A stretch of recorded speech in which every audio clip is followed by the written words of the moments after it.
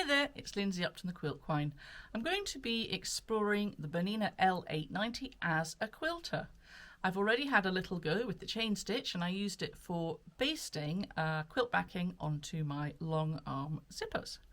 Anyway, I thought, that chain stitch would look pretty good as a decorative feature using a rather nice thick sparkly thread. So that's just what I've done on this quilt. Here, if you can see, there is a sparkly chain stitch right down the edge of the binding. I did that with guided mode telling me to set up the left cover needle and one of the loopers. So that was pretty straightforward. So I've made a sample and I'm going to show you how I did it. I've made a little sample quilt here just to show you how I added a decorative sparkly chain stitch to a quilt binding. So this is the front of the quilt with the dark blue starry fabric. I've sewn the binding onto the back first of all because that's how I do it.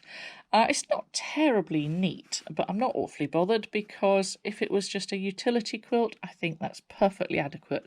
If it was a show quilt, of course I would have taken more time, I would. So it gets sewn onto the back and then I fold it over onto the front, and on the domestic machine I've used a rather nice blanket stitch to secure the front of the binding on. Now I want my sparkly chain stitch to just sit right inside the binding. So what I have to do is sew this from the back. So I turn my little quilt over and I'm going to attempt to follow with the needle all the way down where the straight part of the blanket stitch is. Well, that's the plan anyway. So I'm just going to put it under there. I am waiting to get my hands on a clear foot because of course that will make my life a lot easier and I'll be able to see the stitching. I'm just going to line it up between those two notches on the front of the foot. I think that'll do me. And the machine's getting ready to go. So let's have a go with it. Okay.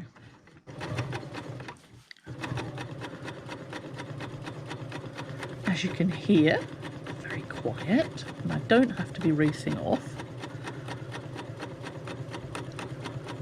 I can't see where the sparkly stitch is going, so I'm just hoping that I've lined the foot up so that the needle can just about be on top of the straight part of the blanket stitch. The beauty of this stitch, of course, is if it's not right or if I don't like it, I can very easily rip it out. There we go, so I'm at the end. Lifting my foot, and I shall pull this away. I'll get my scissors in my little tub, and the reveal, well, what do you think of that? Rather nice, I think. I think it definitely has potential.